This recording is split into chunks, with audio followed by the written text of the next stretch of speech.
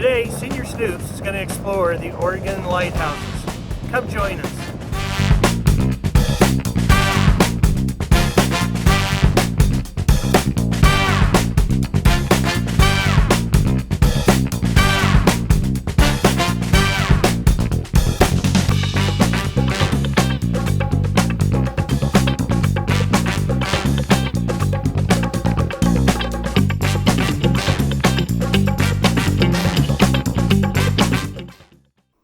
If you venture into Ecola State Park, tucked away in the north part of Cannon Beach, you'll find Tillamook Rock Lighthouse.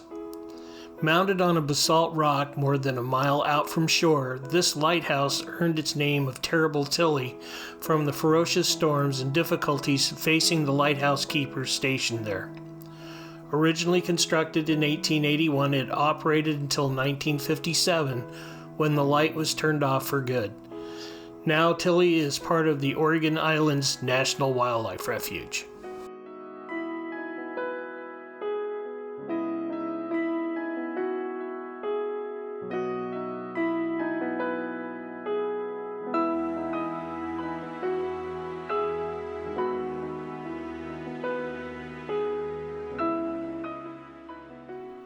Cape Meares Lighthouse was constructed in 1890 and is the shortest lighthouse on the Oregon coast, standing at only 38 feet tall. The trail to the lighthouse is a bit steep and takes a bit of effort to climb back to the parking lot. Take some time to explore the lighthouse, as Cape Meares is the only lighthouse where you can walk around the lens. The scenery is beautiful and well worth the adventure down the trail. Cape Meares was deactivated in 1963.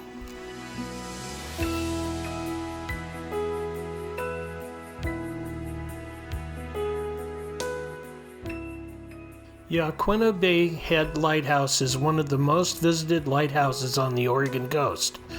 Perched on top of an outcrop of rock and sand, this area is also home to a variety of seabirds. This lighthouse is the tallest lighthouse in Oregon, sitting at 93 feet. Yaquina Head Lighthouse turned on the light for the first time in 1873, and it still works today.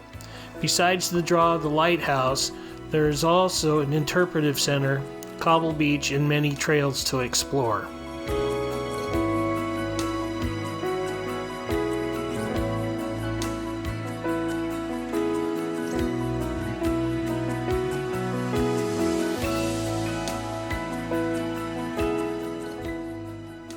Yaquina Bay Lighthouse was built in 1871 and preceded the Yaquina Head Lighthouse.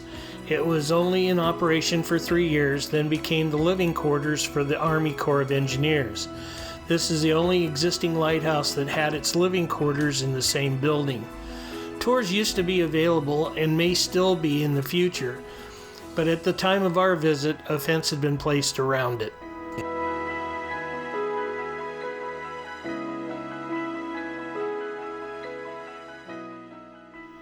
If you've seen any photos of the Oregon lighthouses, this one probably comes to mind. Heceta Head Lighthouse is the most photographed lighthouse on the Pacific coast.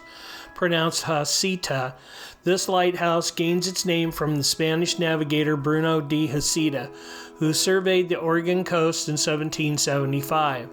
The tower sits 56 feet high, and the light can be seen up to 20 miles out to sea. The light was first lit in 1894 and boasts the strongest light in any of the lighthouses on the Oregon coast.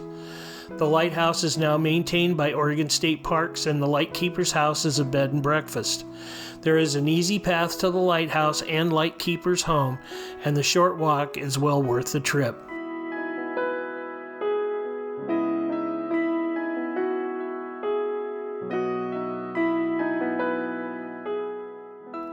Sitting at 65 feet, the Umpqua River Lighthouse was the very first lighthouse on the Oregon coast. Tours are offered, and you can climb to the top of the lighthouse, with each landing having a story of the lighthouse in the area.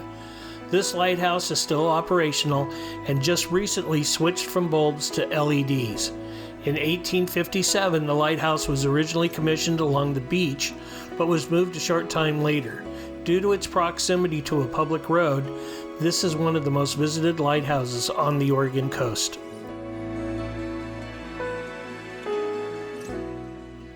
Just west of Coos Bay is Cape Arago Lighthouse. This lighthouse is inaccessible due to its location, but the foghorn is one of its outstanding features. The lighthouse was first lit in 1934 and the light keepers would reach it by boat. There are several viewpoints of Cape Arago Lighthouse. Our video was taken at Yoakum Point in Shore Acre State Park. If you haven't been to Shore Acre State Park, please check out our video of the gardens there. They are breathtaking. Coquille River Lighthouse became operational in 1895 at the mouth of the Coquille River.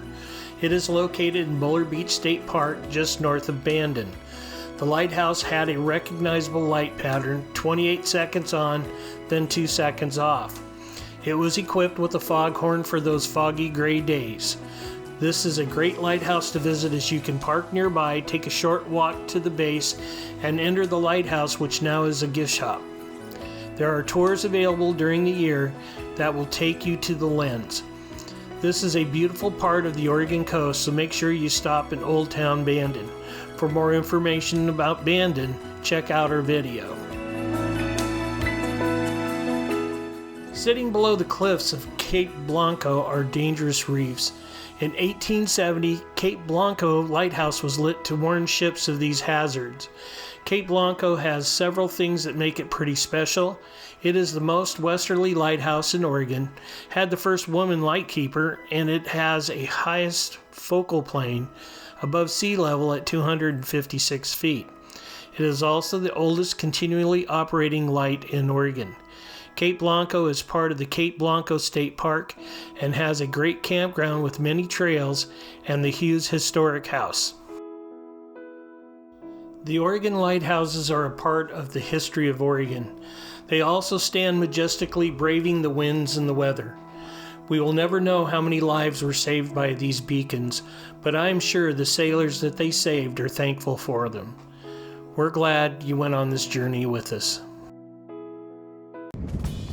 Well, we hope you enjoyed our trip down the Oregon coast looking at the lighthouses. If you like our video, give us a like or subscribe to our channel. At least leave us a comment. Once again, thanks for watching Seniors News. We hope you've enjoyed our video. If you like our video, give us a like or a comment or subscribe to our channel. We'd love to have you on our team. Once again, thanks for watching Seniors News.